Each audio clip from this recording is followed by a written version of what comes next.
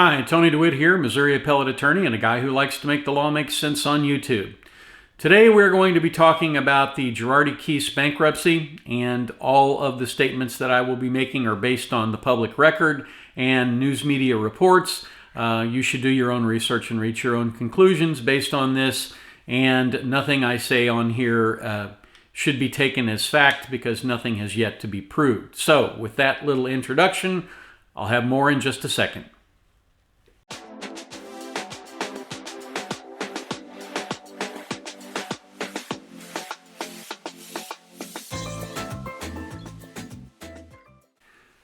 So one of the things that they don't tell you in law school, or I guess if I was being more accurate, I would say that I don't recall them telling me in law school, is that when you decide to become a partner in a law firm, you need to choose very wisely. The first law firm that I went to work for had a huge problem before I got there. One of their partners had a substance abuse problem that he was able to keep hidden. He was, I guess, a functional druggie. And as a result of that, he embezzled somewhere in the area of several $1,000,000 from the firm. And if he had just stolen money from his partners, that would have been bad. But what he did was he often negotiated what I would call bargain basement settlements for his clients, then told his clients that the lawsuits were dismissed, and then, after having told them that the lawsuits were dismissed, pocketed the money and ran off with it. And of course, one or two of them figured this out and went back on the law firm, and the law firm did what they should have done. They made good on all of it. They turned it over to their malpractice insurance carrier. Their malpractice insurance premiums doubled, maybe even tripled, I'm not sure. But the bottom line was it absolutely destroyed the relationships between a number of the lawyers in the firm.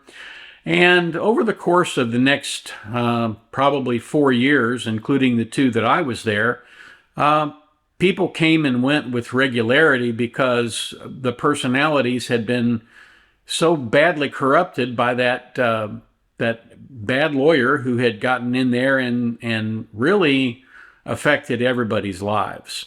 Well, you have to choose very carefully when you become a lawyer and a partner, because when you become a partner with someone, you become responsible for them and they become responsible for you, which is one reason why law firms have something called internal controls.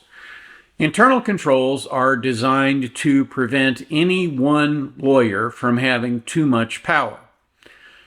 Now, this sounds good in the abstract, but unfortunately, law firms also hire people to handle things like accounting and to handle things like administration.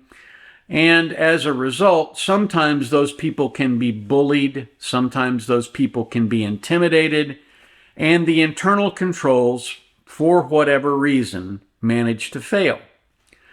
And when they do, the ultimate result is always that a client is harmed.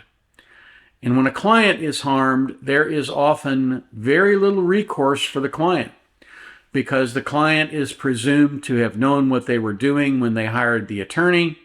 And although the courts would be more than happy to help collect money on behalf of the client, if they are able to go after the law firm, if the law firm has no assets and the partners are reduced to poverty by virtue of everything that has happened, oftentimes people get a lot less than they actually deserve. Now, all of that is prequel to what we're going to talk about today, which is the Girardi Keese bankruptcy. Now, there are two kinds of, well, there's more than two. There are numerous different kinds of bankruptcy, but the two that matter here are Chapter 7 and Chapter 11. Chapter 11 is a reorganization. In other words, what you do is you gather up all those bills and you take all of your assets and you go into the bankruptcy court and you say, We have $100 million in assets, and we have $500 million in liability. Help us restructure so that we can stay in business. Now, sometimes that's actually possible. I've mentioned several times the Mallinckrodt bankruptcy on here. They were significantly underwater, but they were able to restructure. But a lot of times it isn't possible. And the other thing that happens sometimes is, particularly where there is misappropriation, malfeasance, theft, fraud, those things can result in a Chapter 11 being turned into a Chapter 7 bankruptcy. And a Chapter 7 bankruptcy is a liquidation.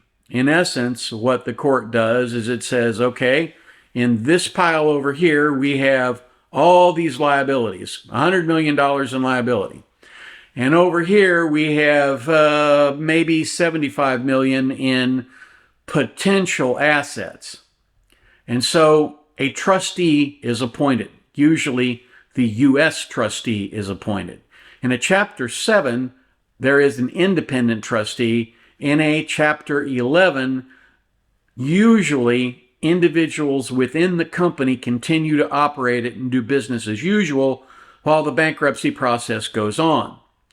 We'll talk about that a little bit more tomorrow, but right now what's important to understand is that with regard to this particular law firm, Girardi Keese, there is an independent U.S. trustee who is managing the assets of the firm and the liabilities of the firm, and is trying as much as possible to make whole the individuals who have lost money as a result of their affiliation with this particular law firm.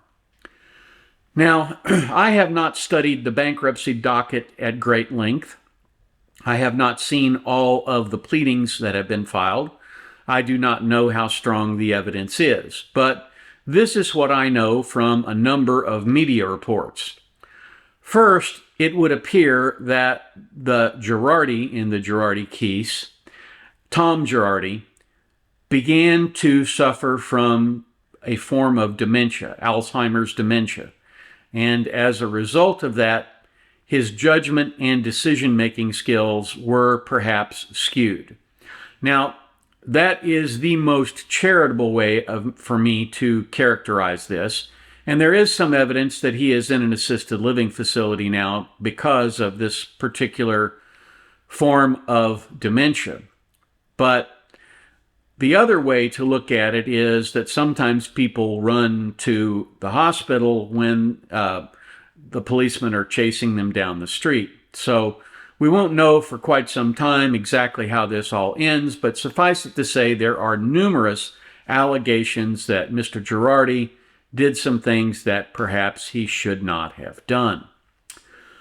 One of those was that he married a singer by the name of Erica Jane, and she was one of the Real Housewives of Beverly Hills. And as a result of that, when things started to go south with the law firm and the free-flowing tap of money that had been there got turned off, Mrs. Girardi, or Ms. Jane, however you want to think about it, went to the divorce court and got $25 million from Mr. Girardi. The courts generally have a rule against any kind of lawsuit being used as a sham to hide assets for someone, and the U.S. trustee has suggested that that's what's happened here.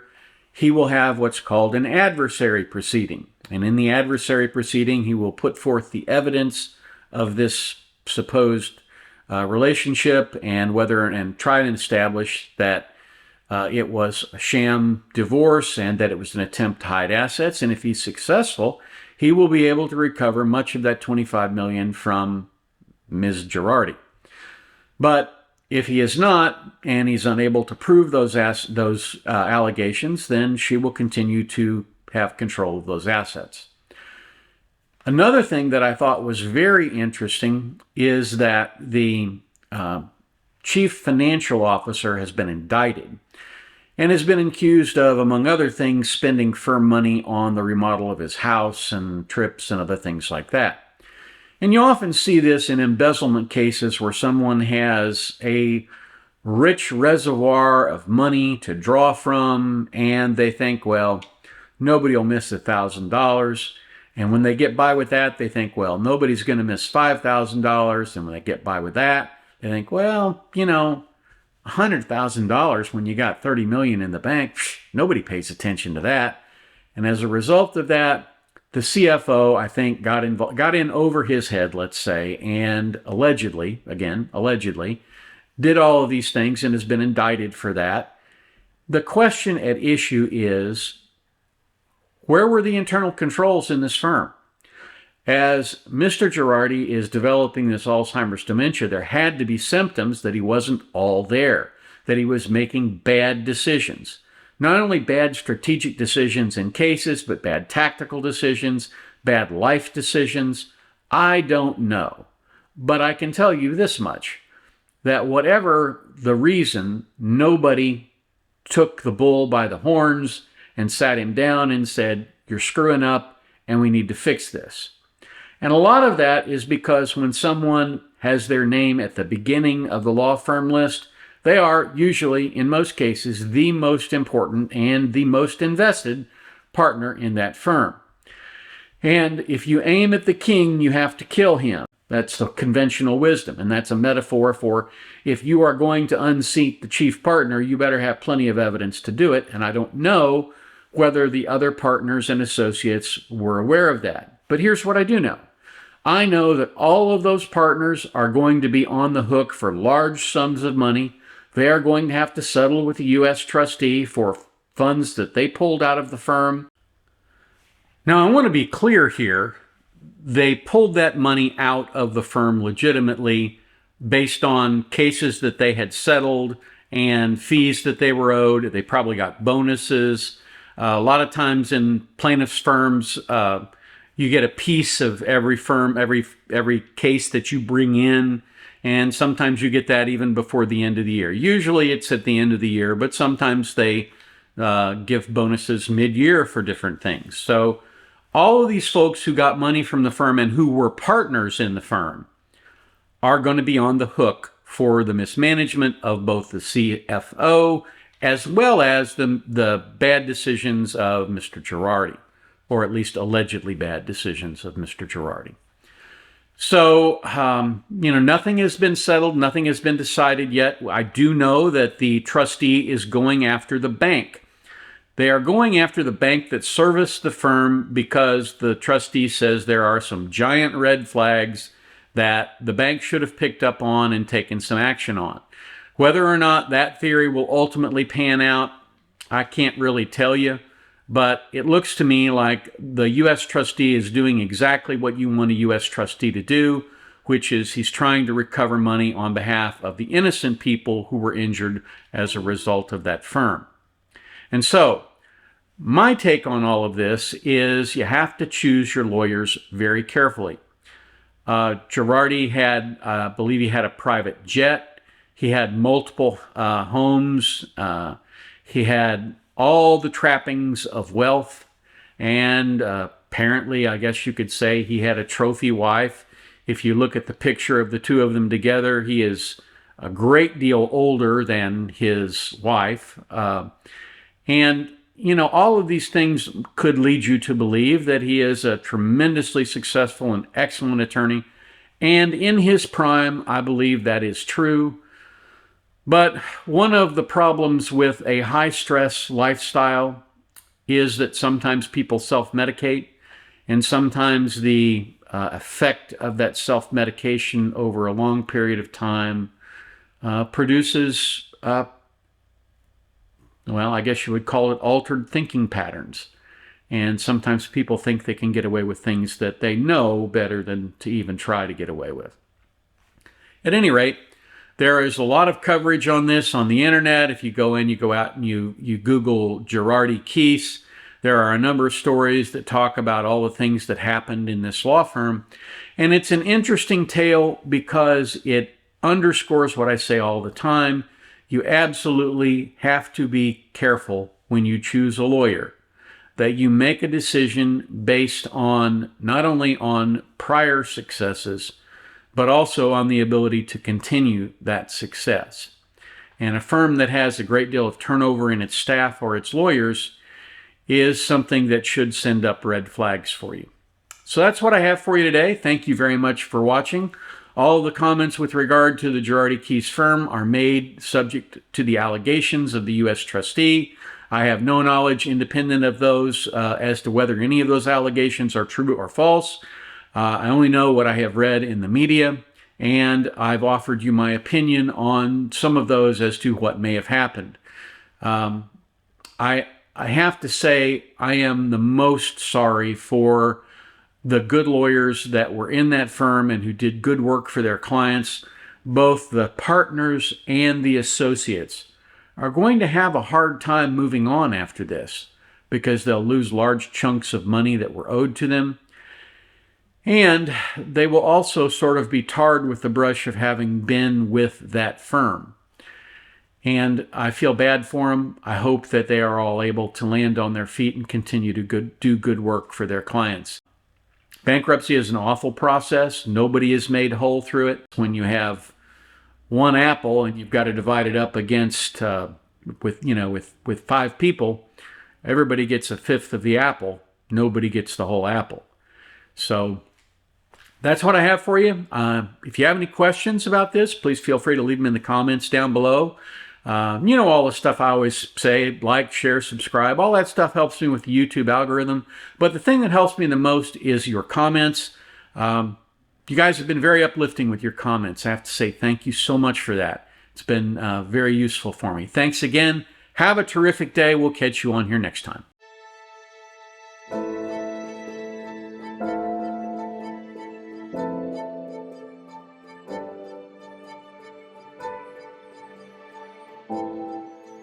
If you like this video, here are a few others you might try, and don't forget to subscribe. Have a terrific day, guys.